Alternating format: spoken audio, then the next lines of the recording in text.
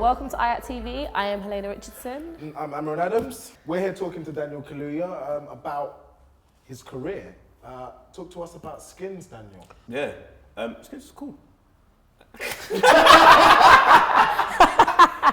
Next question. No. Past that, Daniel played Posh Kenneth in Skins, and I mean, Daniel, that was one of your kind of debut roles, as it were. I know you've been going for a lot longer than that, but that was one of your kind of, first debut mainstream roles. Yeah. Talk to us about that, man. Posh Kenneth. Like Posh Kenneth, I locked up, and he was only supposed to be in one episode. It was what it was. It's a weird, it's a joke character. What I found weird is when it came out, how many people registered him, because he hasn't got a story.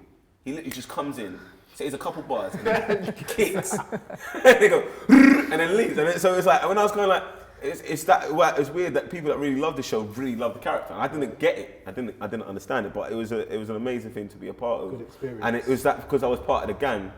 I literally got that experience, but I didn't get that experience at the same time. Like, they had a lot to do with press, but I still went on that ride with them with terms of this Skins ride and going to like the parties and all this stuff and get invited to stuff and being part of the promo. So that was pretty cool. But Skins. I said, like we all say, this is like our uni experience. Yeah, it must have felt like a pretty long time. Yeah, I mean, when we were 17, when we was doing that, and then like 17 to like 19.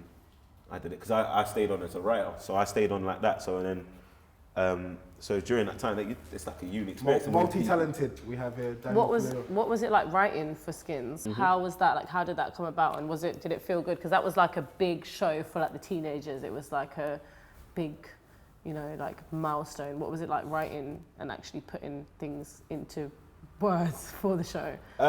It was cool, man. It was wicked because Skins just had a really good setup. It was like they saw it as like it was kind of like a football setup, and then they had like the main writers at the time when you first joined, and then they had the youth writers, and so you kind of youth writers we wrote all the online content, all the online like little shorts, all the online MySpace pages, all the character profiles. We all wrote them, so they were kind of breeding you up, and then like they asked you your opinion on episode scripts. And we'd write a bit on episode scripts, like getting a little run on the pitch, like on the last 89 minutes, and then in the next season, they let you start a game. Do you know what I mean? And that's what it was. It was that kind of like I've got to write an ep in series 2, just because and let you do stuff like that. And I mean, moving on, you moved on to much bigger things after Skins, or I think so. I mean, Johnny English, man. Yeah. I mean. Listen, legend in his own right, Rowan Atkinson. I mean, talk to us about Johnny English. How did that even come about?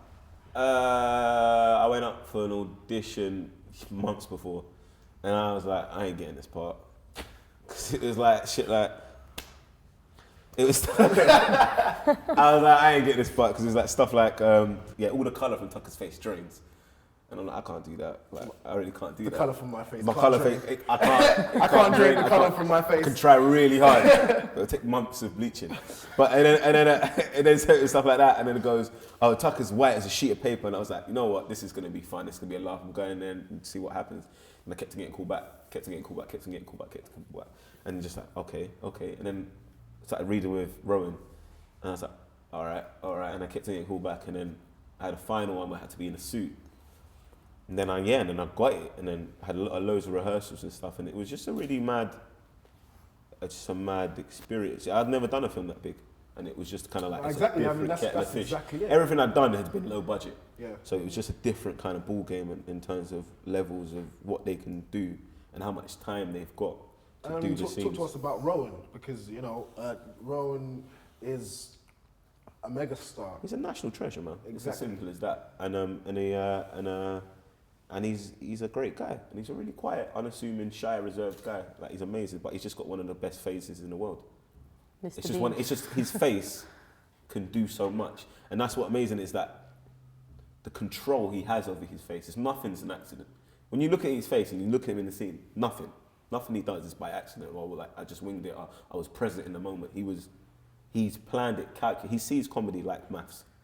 and he calculates what's funny. He knows what's Well, then, funny. I mean, that must have been really hard to work with then, you know, working alongside him and having to do scenes where, you know what, he's attempting to make the audience laugh, Yeah. but at the same You time, can't you're laugh. not supposed to be in on the joke, do you know what I mean? Yeah, but then I had to look at him, because the audience are watching it for the silliness, but I had to look at him a bit pitiful, like, Johnny is a bit silly, and Johnny's just, I have to, like, for God's sake. And that's you have to see it to make yourself not laugh. You've got to see it from a different angle from the audience, and that's what I tried to do, but I laughed a lot, man. He's amazing. I want to talk about something that is absolutely amazing, the franchise that is Kick-Ass. Yeah. Daniel is in the new Kick-Ass 2 movie. Daniel, you know, Kick-Ass is a massive franchise. How the hell did You bagged that one. Bro, I don't know, man. I was coming out, I don't know. I was just saying, I ain't know I've done this, man. I got man like McLovin talking to me. I'm like, I don't even know how I'm here, bro. And it's like, and it's just, it's cool. I just went to audition, and it's one of those things where like I went to audition, and I was like, I'm a fan of Kick-Ass though. Like I'm an actual fan of it. we're fans. And so it was the kind of thing where like, and usually things that I'm a fan of I never get because I'm too desperate in the audition. Do you know what I mean? I'll do like, so it never works out. Did So you go in just like that? be cool and just like chill out. Every time I chill out is when it works. It's all right. And then yeah, just kind of did my thing in the audition, and I went up for a lot of parts, and they said, "Oh, what do you think of this part?" I was like, "Yeah, not cool." And I read it, and then and then they said I got it. I had to train a lot for it. And who are you playing for the audience? I play Black Death. It's this UFC fighter who basically, yeah, I know it's one of them, isn't it? UFC fighter who gets drafted in. He's making a villain crew. Right. So basically, it's like the Avengers, kind of like a clique. So there's going to be a good team and there's going to be a bad team. And then I'm part of the bad team, and me just going around trying to avenge. If anyone's seen the first Kick-Ass, The did you know the death of his father? Yeah. So it's that, and we're part of the team trying to take him down. And so it's basically, I can't say the names because the names are offensive, and apparently we can't swear. But it's the names of that crew, and then the Kick-Ass crew, Justice, Team Justice, I think, and then What was the training like for it though? Because I mean, I'm assuming that all of you guys, I've seen some of the kind of trailers and that, and you guys are doing full-on stunts. Yeah. Well, I did. My good friend George at 22 training trained me up for it, and he just kept me doing like loads of like circuits and all that stuff, because there's a lot of fight sequences in it, and just doing all that stuff, and everyone's got to look flipping. You got to look like a UFC fight. You got to look fucking. You got to look like a UFC fighter, so you got to look really lean and trained up and stuff. Yeah. So George helped me with that, George Ashwell, and then it was cool. Like it was cool, man. When you was there, we did a bit in Canada, and we did a lot of it in London, and then. Did you get hurt in any of the fights? No, like if I did a fight once, I wouldn't have got hurt. But because you're doing it all day, then like the body starts feeling it. Do you know what I mean? Because if you're getting hit one time, you're like, that's nothing. But then if you're doing it 12 times on different angles, it's gonna take its toll, innit? The next day I was like, do you know what I mean? I was a bit seized up, but it's all good. Okay. And what's next on Daniel Kaluuya's radar? The radar. What's next? What's next on the radar? Oh my Where do you God, wanna be? it's so much. What do you want to do? What are you doing? I'm doing plays now. Because I mean, I saw you when you did what's the thing called now? Sucker Punch. Yeah. Yeah, I mean, if anyone doesn't know, Daniel is amazing to see on stage. I was privileged enough to see Sucker Punch, and you know, fantastic. And I think that kind of launched your theatre career.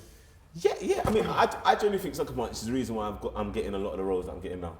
I feel like it was just one of them parts that it was my first lead role. And it doesn't come along very often. It doesn't. And then I was 21 at the time, and it was just one of those kind of situations. And it was great, like to be, because I was obviously a little chunky, So you know me from I have my chunky side. And I like a couple pies. Daniel slimmed down. A couple cakes. So then I lost a lot of weight for it, and then I trained, and it's that kind of leading man kind of role. And then it opened a lot of doors for me, and I haven't done a lot of theatre since because I wanted to wait for the right challenge. Yeah. And so that's why I'm doing these roles and it's just about working with interesting people and on good stories, and hopefully it can lead to more interesting work and interesting people. Is there one you prefer, like theatre or like TV, film, or do you just like depending on the part? Like theatre's harder work, and but it's more rewarding. Do you know what I mean? Because you get that instant, you know if it's working, reaction, you know if it's not. Yeah. And but then TV is really like TV for me. TV here in Britain is the leading medium because it's like I think people are I don't know, and in America it's film. Yeah. So it's a weird kind of but then So where do I you love see doing film? I love doing TV. I think TV is cool. I think all my friends watch TV. It's where I watch stuff. But then there's something about film that lasts forever. Like with a TV show, there's not a lot of TV shows that last forever. Yeah, While they don't- films, they don't you can watch a film from the 80s, do you know what I'm saying, and that come on film 4 or something like that. You go, oh, let me check this out. And that lasts, it's got a longer lifespan. Yeah. And theatre doesn't. It's just in the moment. But then it makes it more special because you're like, I went to that show when I saw that. But play you remember that time. time, man. You remember that. That's, Do you know what I mean? that's what Experience, it was like for me. Watching you on stage, you know, sweating your ass off, it was like, wow, I'm actually seeing a piece of history in the making. And I mean, there were a lot of influential people that came to watch you, you know, and it was really great to you know, see you pour your heart out on stage. And it's a moment that I definitely won't forget, and I'm sure like, the other people that were there that saw it won't forget either. So I mean, I'm really, you know, in awe of what you have. That's cash, man.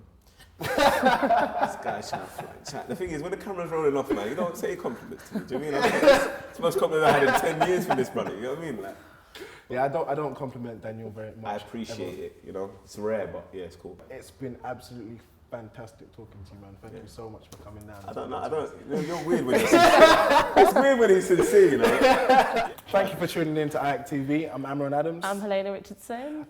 Thank you so much. Take care. Don't you think he looks like Django?